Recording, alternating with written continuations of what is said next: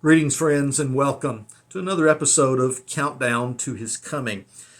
Thanks for putting up with me a little bit today as I ask this simple question.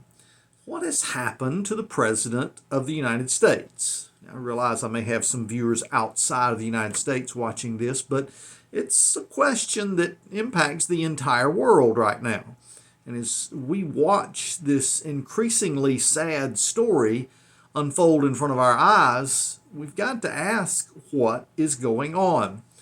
Now, yes, some time back, as I did a series of episodes on the horns of the beast, I had folks ask me if I thought Joe Biden was one of those. I did cut a video, you can still find it out there somewhere, that said no, Joe Biden isn't one of the horns of the beast, but don't be surprised that the person behind him, the person pulling the strings, might actually be that little horn that was predicted in the prophecy of Daniel, that person that would be called by the Apostle Paul the man of lawlessness, that comes out as the head of this multi-horned beast, this last evil empire that'll be in charge when Jesus returns. Do I still hold to that position? Because it seems like Joe Biden, even though he's getting older and more senile every minute, seems to have some very unique control. And why can't anyone seem to get rid of Joe Biden? Is it something that Republicans would like to do? No, they don't say much of it because guess what? They know if Joe Biden is removed, then we end up with perhaps an even worse alternative, even if it's just for a few months before an election. That's Kamala Harris as President of the United States. So a lot of folks are just saying, let's just put up with it until the election. Then we'll get rid of Joe Biden once and for all.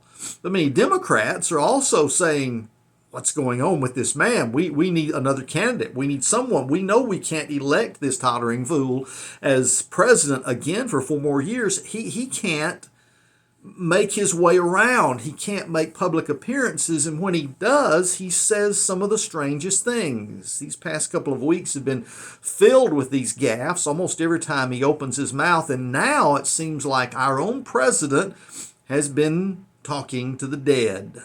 That's right. Now, I know the Bible talks about necromancy as a capital offense in the Torah, in the old law. You're not supposed to talk to dead people. But it seems like our president's been having that as a regular occurrence in his own mind, at least. He talked about speaking with Chancellor Kohl of Germany, someone who, no, he couldn't have spoken to him at the G7 summit he referenced, because that man not only was out of power, he was out of life. He'd already been dead for some time. But he got even further down that road. Matter of fact, the very first reference he made was to former French Prime Minister Francois Mitterrand, who passed away back in 1996. So it makes you wonder exactly what decade or what century Joe Biden's mind is parked in right now. And with these episodes happening over and over again, he's still issuing executive orders.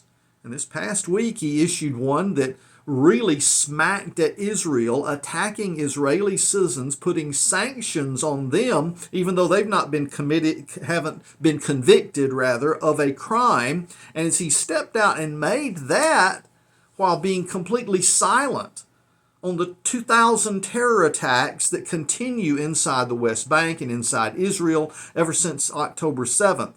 Even as the war rages and Hamas continues to be adamant about its position, wanting to remain in power, it's obvious that this is a terror group that must be removed, along with a couple of other terror groups whose objective for their very existence is the destruction of Jews and the destruction of Israel. They don't want a peaceful coexistence. They don't want a two-state solution. Yet it seems like in the West, we are adamant about promoting that, as if we can somehow get the lion to lie down with the lamb. Over and over again, Joe Biden has demonstrated on one side where he says, we support our ally Israel, and then on the flip side makes executive orders and decisions that are a detriment to Israeli sovereignty. We wouldn't stick our nose in anybody else's sovereignty like that. Now, would we? Oh, wait a minute. We've already done it. Wasn't it Joe Biden who bragged on stage about how he had an impact in Ukraine? Oh, isn't it interesting how his own son profited from that relationship? Isn't it Joe Biden who has accepted money from other countries, one of which, if I mention, it might even affect the algorithm for this video? My goodness, seems like the Biden crime family has benefited greatly from sticking its nose in other countries' business. But yet, when we see this man, we think surely people are going to wake up, not vote for him, and he'll be out of power. Could this really be the man that in the last presidential election received more votes than any presidential candidate in history by far? My goodness, could it be that this man could be reelected as president of the United States? Now, what's my opinion on that? I do not think it's going to happen. I still think that by the time the election rolls around in November, there will be another name at the top of the Democratic ticket. Watch out for who this person is, because it will say an awful lot about how this entire scenario is going to play out according to biblical prophecy. But in the meantime, we've got actions being taken by this administration that are going to affect every single one of us. Now, I want to call your attention to a letter I received just this week from Coral Ridge Ministries. Now, I know I am a Baptist, but some of you know that this particular church, Coral Ridge Presbyterian Church in Florida, has been at the head of Coral Ridge Ministries since the days of its founder, Dr. D. James Kennedy, who was quite a wise and observant person when it comes to the entire evangelical world, looking at what's going on, especially in light of Bible prophecy. Now, Coral Ridge has been warning people about what's been taking place with the Biden administration for some time, and they sent out this freedom alert just this week. He says, America stands at a dangerous precipice, teetering on the dividing line between freedom and tyranny. As I write to you, President Biden is considering a dangerous pandemic treaty that would hand over America's sovereignty to the World Health Organization. This binding instrumental international agreement is designed to, quote, protect the world from future pandemics, end quote. Ensuring what? Again, another quote, a coordinated response in regards to vaccines, treatments, and diagnostics, end quote. So, again, these are not things that are hidden. They are out there, they're on the table, and it seems like everybody in the elite and super elite class are saying, oh, nothing to see here, don't worry about this, no problem, nothing to see here, go look at all these other things that are going on. But here's what, and again, Robert, the president and CEO of Coral Ridge Ministries, is very concerned about this. Robert writes that once adopted, this will give unprecedented power to the World Health Organization to assume responsibility for public health decisions, and its mandates would be legally binding right here in the United States. Now, why in the world would we want to let the United Nations organization have control over anything here?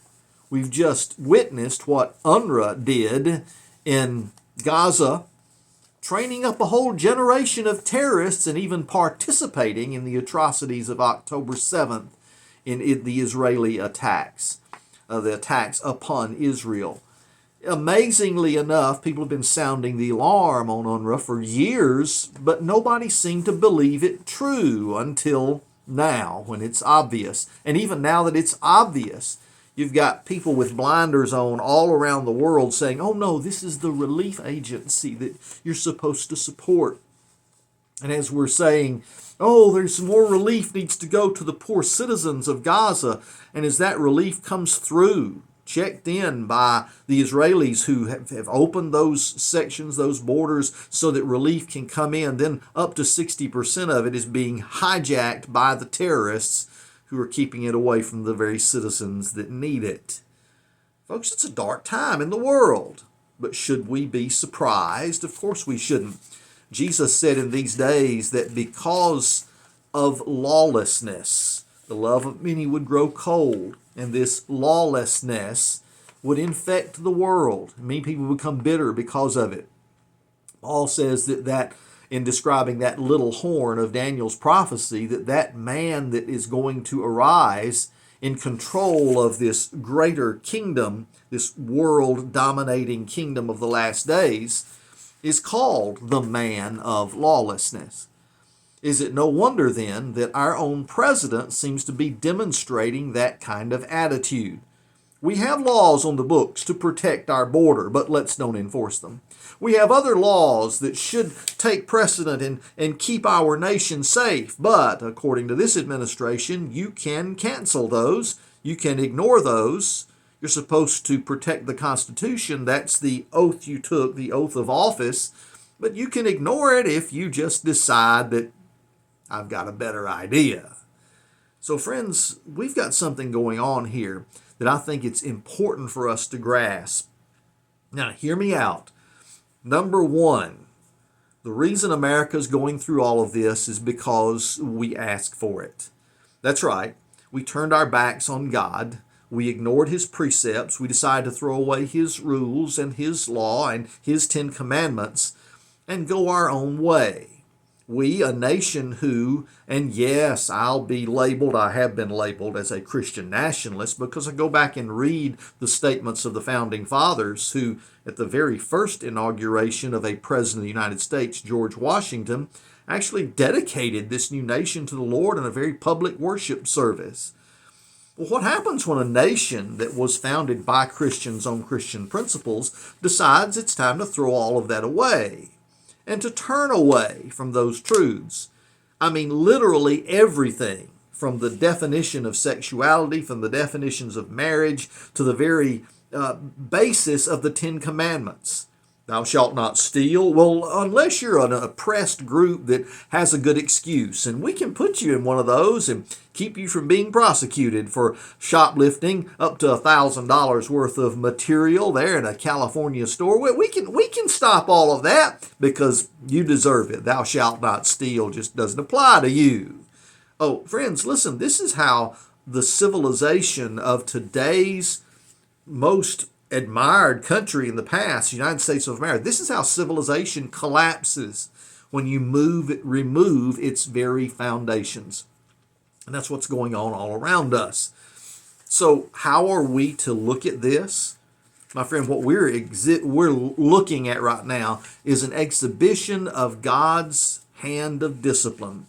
When we have said, God, we don't want you ruling over us. We don't want any more of this. It's a Romans chapter 1 example. We don't want any of your laws covering us. We want to be free to live for Satan if we want to, get out of our lives. And eventually, when a nation continues to go down that path, God issues the most dreadful and frightful judgment, the judgment of saying, okay, have it your way. I'll take my hand off of you. Let's see what happens when you indulge in this godless lifestyle. Let's see what happens to your country. We have literally voted it in all over the place. Now, maybe not in your district or in your state, but in so much of the United States now, we have welcomed this kind of administration, and we have said, this is what we want. So God is saying, okay, you got it. Let's see what happens to your country when you take it. And right now, all of the pain, the suffering, the agony, the inflation, the collapse of our borders, the invasion from millions of people who are being welcomed in with open arms, not validated in any way, shape, or form.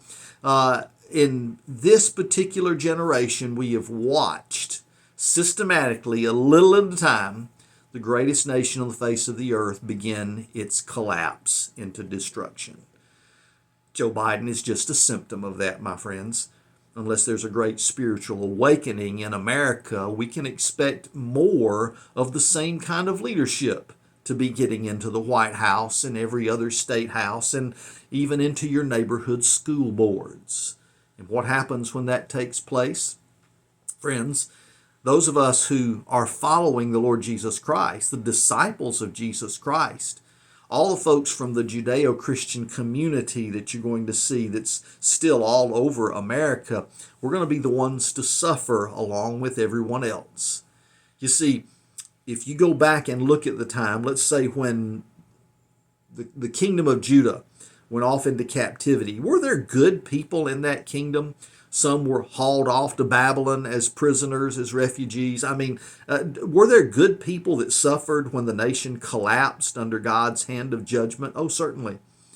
And we've got to be ready for that, that if the Lord tarries and lets this happen to America, we're going to be facing it more than we have ever imagined. And 2024 is the year in which I think God has laid out the signal that this is it. I'm done with America, and especially when America ignores its responsibility for my people Israel as I'm regathering them for these last days. You've ignored your purpose as a part of my plan. Then America, you are going to suffer. Not because I just want to torture you, but because you've asked for it. You've abandoned me, and now you're going to suffer the consequences. What's going on with Joe Biden? Oh, what's going on with our president is just an example of how sick spiritually we are as a nation. And yes, my friends, as much as you'd like to say, we're going to win this next election, we're going to solve all this problem, we're going to make a big turnaround, we believers, we're going to go back and reclaim all of the territory we have lost. Well, you do need to participate as a citizen, yes. Be excited about the opportunity that you still have in freedom to participate in your government and be a good citizen. But my friends, when you look at where the battles are taking place in America today, recognize that just from that, you should see that it's over. You know, it's kind of like the old Civil War movies. You think of Gone with the Wind, you can almost see Rhett Butler standing in front of Scarlett as she's saying, oh, the Yankees won't get into Atlanta. Honey, the Yankees are already at Atlanta's gates. You know, is the war over? Well, we're still fighting. We're going to beat those Yankees. Are you really? The Yankees already have New Orleans, Atlanta, and Richmond. Honey, the war is over. Somebody just needs to get that word to Jefferson Davis so he can roll up the white flag and surrender. But oh no, at that point, Jefferson wanted to keep running and keep fighting and let somebody else die in his place. Oh, listen, friends, the war was over. They just hadn't got the word yet. Friends, look at America. Look at where the battles are being fought. Oh my goodness, it's not off in some hall way on the other side of the country where, those people are crazy, but not us, not here. Friends, it's in your school board, it's in your district, it's around the corner. Those people that are crazily expressing such anti-Semitic and anti-Christian views, they are all over the place. You pop up your news feed every morning on your computer if you're watching MSN or Google or any of the rest of them, and look at who owns the news media outlets. Most of them are corrupt. Most of them are putting out information that's only stoking the flames of hatred against you. Friends, look at where the battles are being fought. The enemy is in the gate. The Trojan horse has been opened a long time ago, and they're filling our streets. And they're coming for you. Why? Because of folks like Joe Biden? No, Joe is just a symptom of the deeper spiritual angst that right now is covering our society. A deep spiritual problem because we have rejected God and we've rejected His rule over us. We think we've got a better idea. And God is letting us try it out to see how we like it. That's why this nation is on its way down the tubes. Unless there is a dramatic national repentance and spiritual awakening, there is no answer for America except to find itself at the feet of God's judgment. Well, that's my good news for the day, friends. I hope you can enjoy that. But yes, it's a terrible truth that we're facing, but it's one that we're going to have to live with in these coming months and years if the Lord Jesus tarries. You have a great day in Him. Worship with God's people to get your spiritual strength in gear for the battle that's to come. You'll be glad that you did. And I'll see you next time when we have another countdown to His coming.